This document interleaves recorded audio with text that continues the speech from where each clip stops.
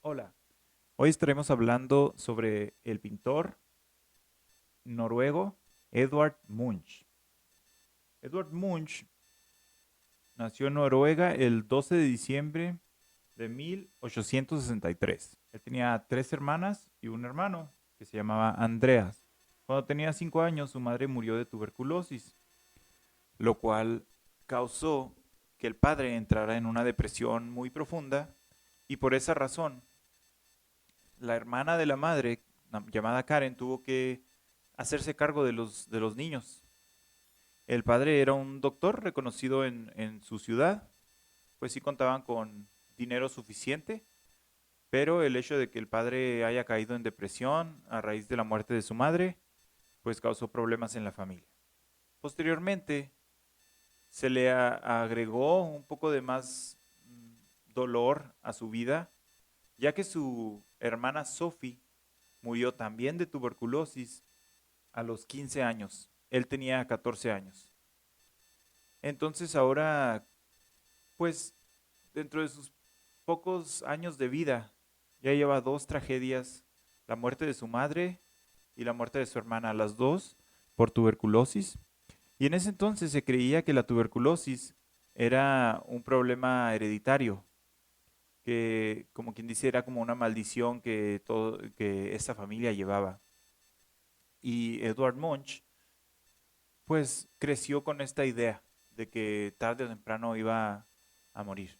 Su hermana menor, Laura, padecía de problemas mentales. Ella estuvo mucho tiempo hospitalizada en una institución pues para curar problemas mentales y pues nunca se recuperó del todo. Entonces él tenía estas tres tragedias en su vida, la muerte de su madre, la muerte de su hermana y pues la locura de su otra hermana. Estos problemas contribuyeron a que Edward Munch desarrollara algunos problemas mentales como ansiedad, como depresión, neurosis, entre otros. Pero el que más afectó su vida es el alcoholismo. Yo me imagino que para olvidar estos problemas empezó a consumir bebidas alcohólicas en exceso. Quiso estudiar ingeniería a los 16 años, se mudó a otra ciudad, pero solo duró un año en esa escuela de ingeniería porque después de ese año decidió que él quería ser pintor. En 1881 hizo su primera exposición. No fue una exposición individual, fue una exposición colectiva junto con otros artistas.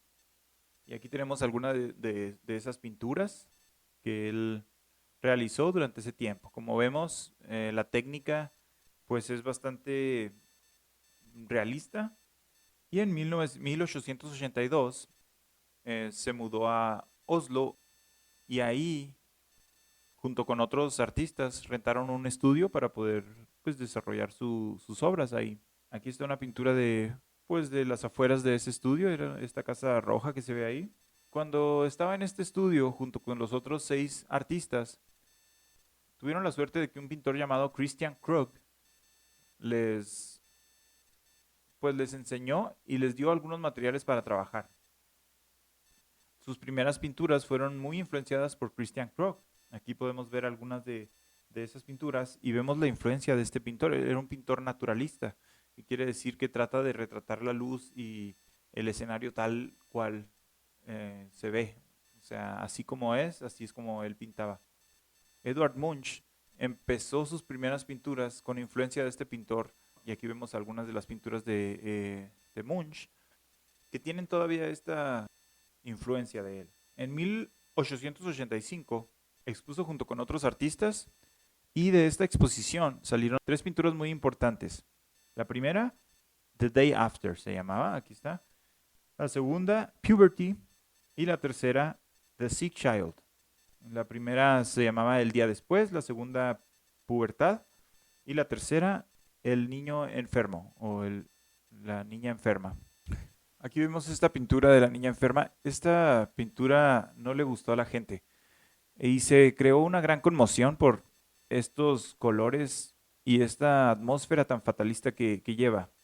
Utilizó colores contrarios como los verdes y los rojos, lo cual hacían que a la gente le disgustara. Estaba acostumbrada a ver algo más armónico, más bello.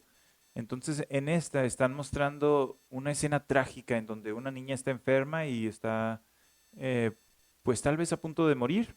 Los colores son colores oscuros y también utilizó colores complementarios o colores contrarios. El color verde y el color rojo son como el blanco y el negro, son colores contrarios dentro el círculo cromático, así como lo es el color azul, es el color contrario del color naranja, el color morado es el color contrario del amarillo, y el uso de este tipo de colores contrarios, pues genera cierto dramatismo. En ese entonces no estaban tan acostumbrados a ver este tipo de pinturas, entonces causó cierta indignación y molestia en la gente. Tiempo después se enamoró de una mujer llamada Miller Tallow. Era la esposa de un primo lejano de él. Él se obsesionó tanto con ella que 2 años después, cuando ella lo dejó, él entró en una severa depresión y comenzó a ingerir bebidas alcohólicas muy a menudo, muy seguido. Tiempo después, en 1886, se armó otra exposición en la cual volvió a exponer la pintura The Sick Child. Causó bastante controversia, bastante conmoción de nuevo. Esto lo llevó a decidir dejar de pintar naturalismo y comenzar a pintar con colores con colores primarios y el usar constantemente colores complementarios o colores contrarios. Se dio cuenta que el uso de estos colores complementarios tienen una mayor fuerza, tienen mayor poder expresivo. Es decir, que a la gente por algún motivo les impacta un poco más el ver colores contrarios. Esto fue contribuyendo al desarrollo de su estilo. Un estilo con colores bastante planos y, como había mencionado, bastante contrastantes. Entonces comenzó a pintar paisajes en donde está la figura principal y atrás de la figura principal está algo que no podemos distinguir muy bien, como un espacio indeterminado. No se sabe bien dónde está porque no es naturalismo ni realismo. Él decía que el quitar estas distracciones del fondo nos llevaba a como que tratar de indagar un poco más en el pensamiento. En 1889 tuvo su primera exhibición solo, la cual tuvo bastante éxito y esto permitió que le ofrecieran una beca a Edvard Munch para ir a estudiar pintura y dibujo a París. Pero poquito tiempo de que llegó a París o a Francia, le dieron la noticia de que su padre acababa de fallecer.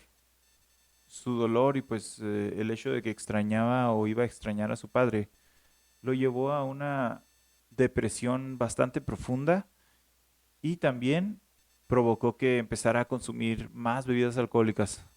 Entonces comenzó a entrar en un problema de alcoholismo y depresión. Como sea, en 1990 se regresó a Oslo y hizo una pintura influenciado por los pintores del puntillismo o el neoimpresionismo.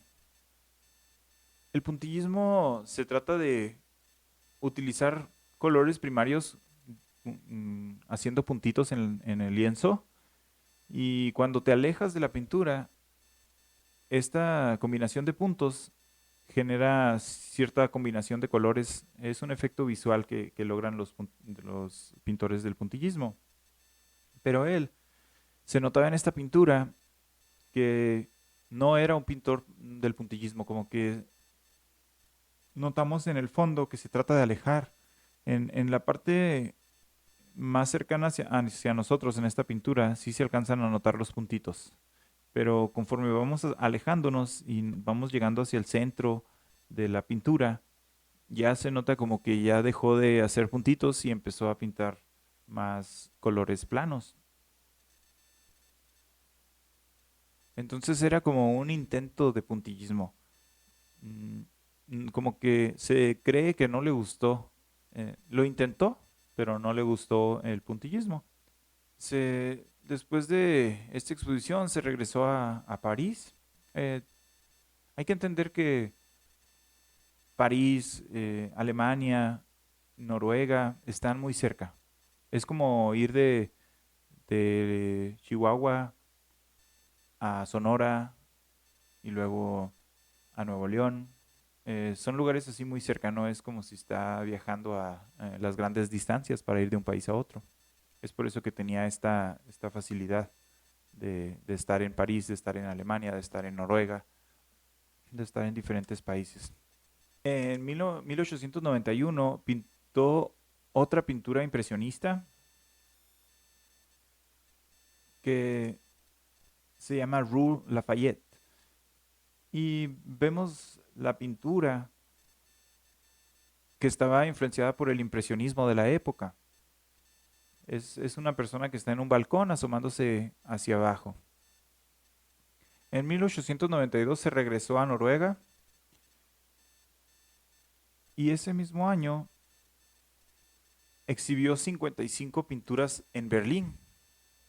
Pero esta exhibición no tuvo una buena recepción por parte de los espectadores y también de la prensa.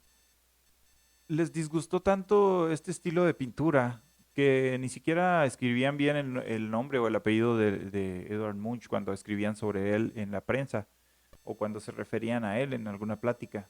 Ni siquiera sabían pronunciar su nombre. Y ahorita todavía continuamos con un poquito de este problema. Algunos le llaman Edward Monk, como la CH al final se escucha como K, o se debe de pronunciar como K, Monk. Pero otros, pues nos gusta llamarle Munch, porque es más como se puede leer en español, Munch. Entonces, cualquiera de los dos está bien. Si quieres pronunciarlo en noruego, pues puedes decirle Monk. Y si quieres pronunciarlo en español, pues puedes decirle Munch, Edward Munch. Pero el revuelo que causó esta exposición no estuvo tan mal. En la ciudad en donde se expuso, la gente no lo quiso, odió la pintura, se burló de su nombre, hizo muchas cosas así. Pero a raíz de todo este revuelo, le ofrecieron llevar esta exhibición en un tour por diferentes ciudades.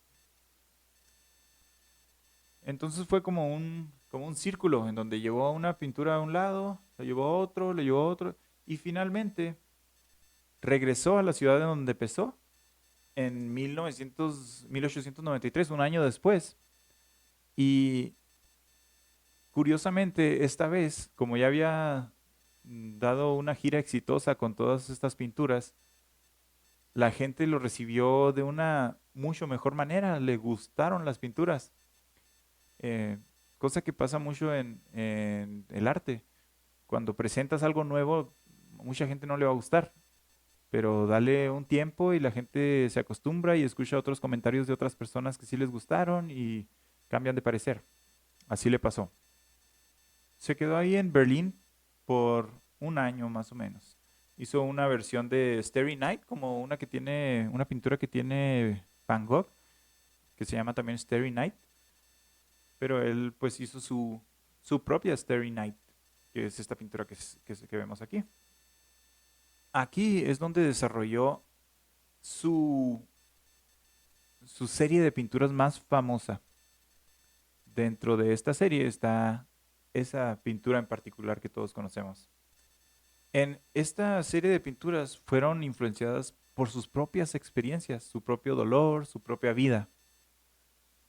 Y tomaba temas como la vida, el amor, la muerte, pues los celos, cosas que tienen que ver con nuestros sentimientos.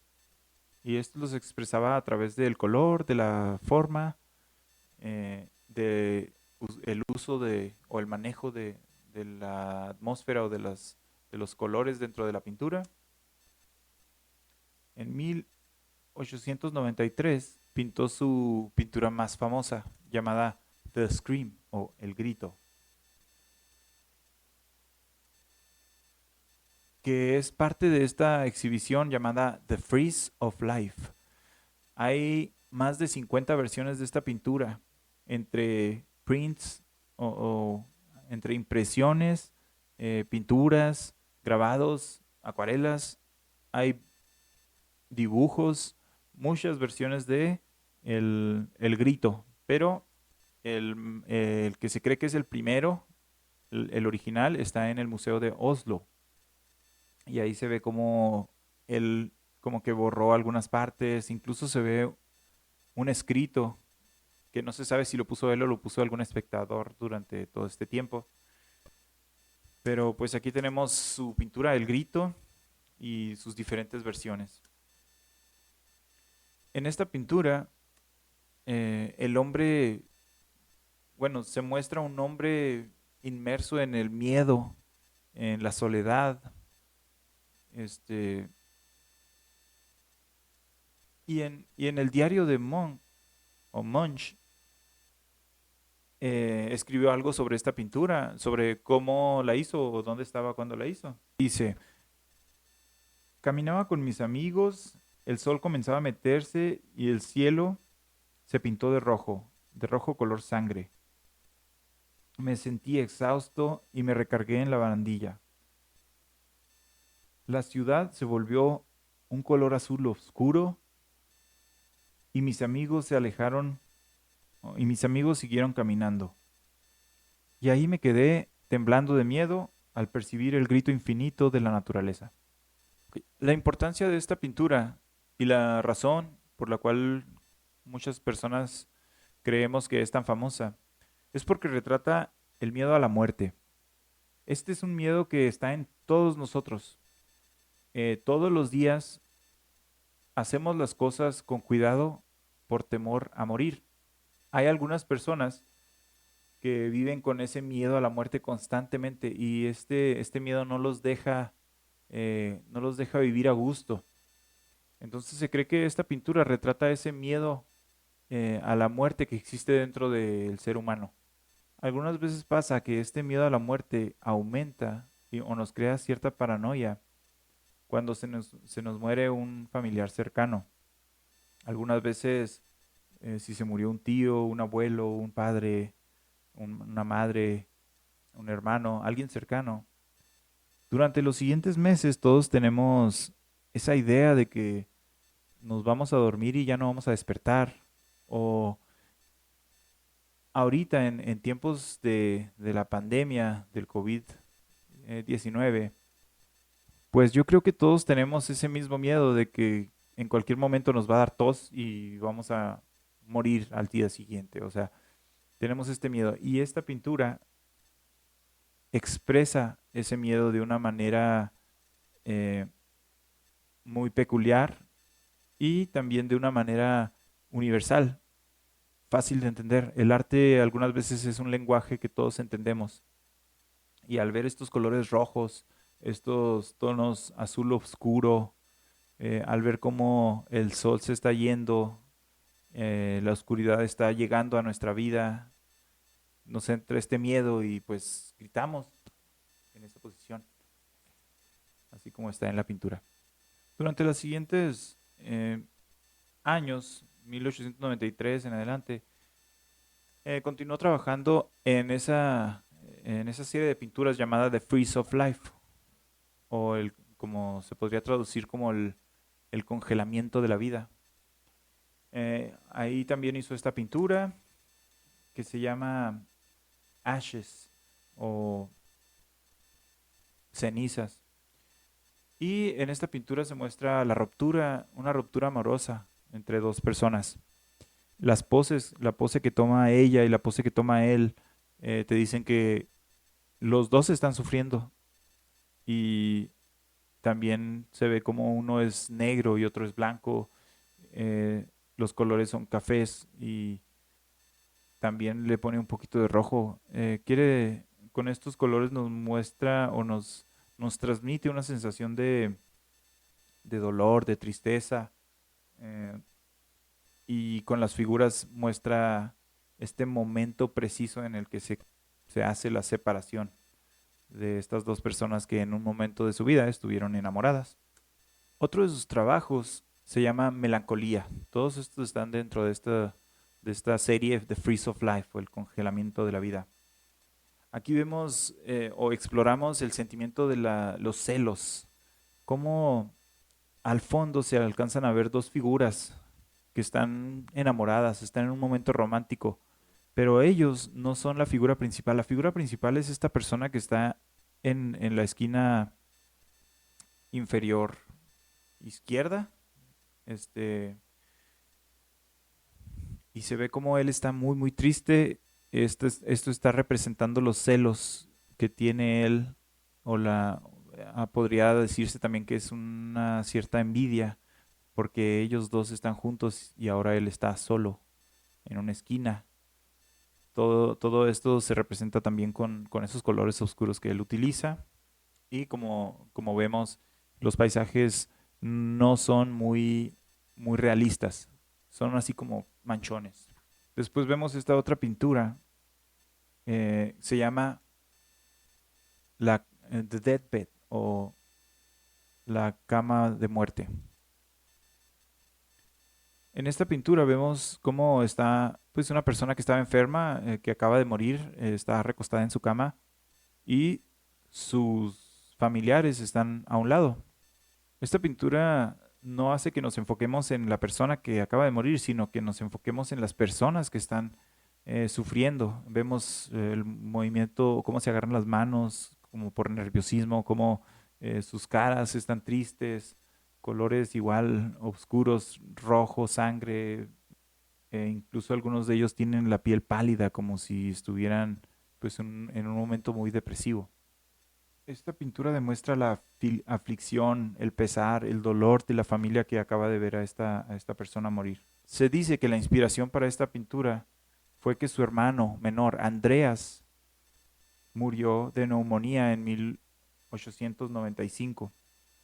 Entonces, eh, eso inspiró esta pintura que se llama The Deathbed, la muerte de cama. También tenemos esta otra pintura que se llama Muerte en Death in the Sick Room. Se llama Muerte en el cuarto del enfermo. Munch es reconocido por el expresionismo. Este es el tipo de movimiento pictórico en el cual Edvard Munch destacó más. Tiempo después se regresó a Oslo y ahí conoció a una mujer en 1898 que se llama Tula Larsen, la cual fue una, pues digamos que su musa, pero malvada, ya que esta mujer al parecer se obsesionó con Edvard Munch y lo seguía para todos lados. Él no quería estar con ella, él se rehusaba a estar con ella, pero ella, si él se movía para París, ella lo seguía para París. Si él se movía para Oslo, ella se movía y lo seguía para Oslo. Entonces, después de un tiempo, Edvard Munch simplemente se rindió y dejó que pues ella fuera su novia o su esposa o la persona con la que vive. Y basado en esa experiencia o en esta persona hizo esta pintura que se llama The Dance of Life, el baile de la vida. En esta pintura se dice que de un lado está Larsen, que es ella, pero dibujada o pintada de una manera como si fuera una mujer inocente y tierna, en un vestido color blanco. En el centro está la misma persona, Larsen, pero en un vestido rojo, y el vestido hace como que abraza a la persona, también su mano lo está abrazando, como que ya lo es poseedora de él, es lo que está representando ahí. Y en la figura que está con un vestido negro es la misma, Larsen, pero ahora está triste, tal vez porque él no la quiere o por muchas cosas. Entonces, se dice que todas las mujeres que están en esta pintura es la misma Tula Larsen, que pues hasta cierto punto atormentó a a Edvard Munch siguiéndolo y persiguiéndolo y molestándolo por muchos años. En el diario, él se refiere a Tula Larsen y escribe lo siguiente. El toque, dice, el toque de sus delgados y duros labios fueron como el beso de un muerto. Es algo bastante despectivo o bastante fuerte de decir, pero pues es el sentimiento que él tenía ante esta persona que lo persiguió por tanto tiempo hasta lograr quedarse con él. Eventualmente, en 1898, Munch se escapó a Italia, huyendo de Tula Larsen, donde, aunque estuvo tomando bastante, terminó esta serie de pinturas llamada The Freeze of Life, o el congelamiento de la vida, con esta pintura que se llama Tragedy, o tragedia. Después de un año, Tula Larsen volvió a aparecer en su vida y le dijo que su escape o su ruptura con Munch la dejó destrozada por dentro y la dejó llorando y al punto del suicidio. Pues finalmente se reunieron y ahí hubo una pelea fuerte, argumentaron o pelearon entre ellos. Pues esta pelea y este reencuentro resultó en que Edvard Munch por accidente se dio un balazo en su dedo y perdió la mitad de este dedo. En realidad nada más perdió como la punta de su dedo, pero describió este dedo como una monstruosidad que todo el mundo miraba. Desde entonces no volvió a mostrar su mano en público de nuevo. Siempre se aseguraba de traer un guante puesto para que nadie supiera o nadie viera cómo era esa punta de su dedo. Algunos meses después de ese accidente, creo que 2 años después de que pues, pasó ese accidente con Edvard Munch, Tula Larsen se casó con otro artista. Por fin lo dejó y se fue con otro artista. En 1904, Munch exhibió en Berlín. ¿Viste una de la pintura? Al siguiente año se refugió en Alemania y se metió a un hospital psiquiátrico para tratar de calmar sus nervios y combatir contra su alcoholismo. Esto fue en Copenhague y pues estuvo en un sanatorio privado en donde hizo esta pintura de The Drowned Boy, que quiere decir como el niño ahogado o el joven ahogado. En ese momento estaba alucinando y estaba paralizado de la mitad del cuerpo. Pero bueno, gracias a este encierro en este hospital, sí se pudo recuperar y salió adelante y siguió pintando. Pero su pintura ya no era la misma, su pintura ya no tenía este mensaje hasta cierto punto oscuro y trágico que traían las demás pinturas.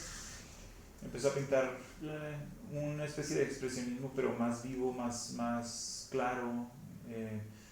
No sé qué es lo que habría trabajado en su mente dentro de ese hospital, pero sus pinturas se salieron de lo que eran, perdió un poco de su estilo. Ya no tienen, sus pinturas ya no tenían esta psicología detrás de la pintura, todo este drama, contraste que llevaba. Ya no usaba esos colores oscuros. Su pintura cambió mucho. Se regresó a Noruega en 1910 y rentó una casa ahí. Y aquí la Universidad de Oslo le encargó una serie de murales. Yo creo que estos murales, sobre todo el mural del sol, es otra de las pinturas más famosas de Edvard Munch. Aquí está una foto de los murales que hizo en la Universidad de Oslo. Y el principal es este mural de 7 metros de ancho que se llama El Sol. Y se ve como el brillo del sol va cubriendo toda la tierra, el agua, y estos rayos de sol se reflejan también en el cielo. Los rayos del sol están dándonos todo tipo de vida. Como vemos, es lo contrario a las pinturas que tenía anteriormente, que representaban muerte y tragedia. Ahora está representando vida y luz. Después le comisionaron pintar una serie de 12 pinturas bastante grandes en una fábrica de chocolate. Esta persona, el dueño de la fábrica de chocolate, era una persona bastante adinerada y quería el mejor pintor de Noruega para su negocio. Entonces por eso contactó a Munch. Como pueden ver, en ese tiempo, en 1922, Edvard Munch ya era reconocido como el mejor pintor de Noruega y tal vez lo sigue siendo hasta ahorita. En estas pinturas utilizó mujeres como la figura principal. Por estas obras, esta serie de 12 obras que hizo para esta fábrica de chocolate, le pagaron un total de 10.000 euros, que en 1922 10.000 euros era muchísimo dinero. Si ahorita 10.000 euros son mucho dinero, en ese entonces era el triple, muchísimo, eran millones de dólares o pesos.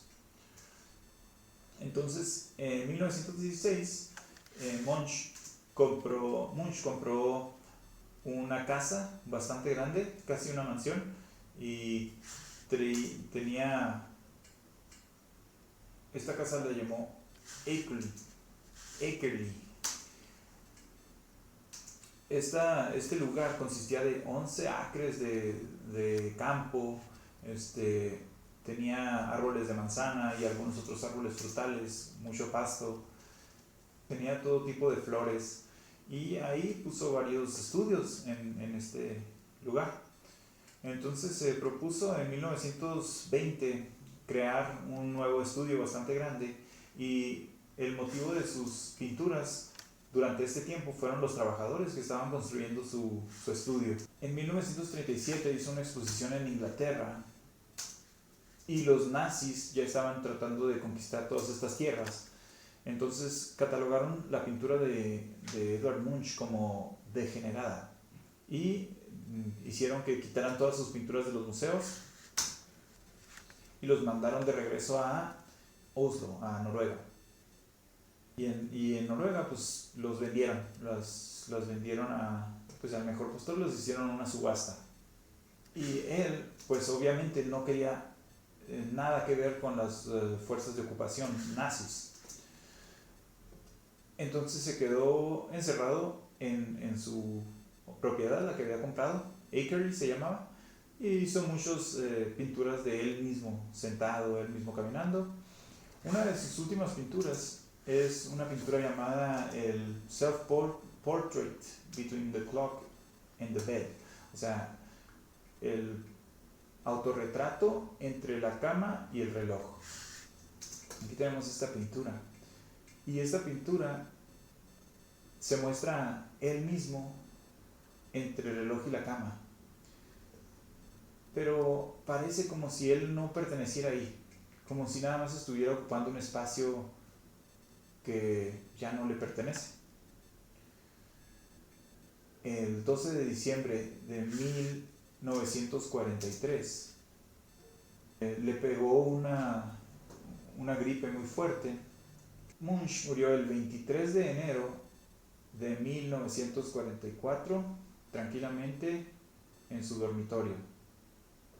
Él tenía 80 años y en su testamento dejó todo lo que él tenía a la ciudad de Oslo. Esto consistía de 1.150 pinturas, 17.800 impresiones, 4.500 acuarelas y dibujos y 13 esculturas. Su casa en el Akerley, bueno, su casa se convirtió en el museo de Edvard Munch, que se abrió en 1963. Este museo se construyó en donde era la casa de Edvard Munch en sus años finales. Muchas gracias por ver este video, espero que les haya gustado y pues hayan aprendido sobre un artista más, un artista famoso, y sobre cómo él pintaba sobre su vida, sobre sus tragedias, sobre sus miedos, sobre todo sobre su miedo a la muerte, que fue la pintura que lo convirtió en un pintor reconocido a nivel mundial. Incluso ahorita podemos ver hasta memes que sacan con esa pintura. Esa pintura se está adaptando a nuestros tiempos. Aquí nos vemos en la siguiente clase y espero que a ustedes les llame la atención e investiguen un poco más o les despierte esas ganas de representar su vida a través de la pintura.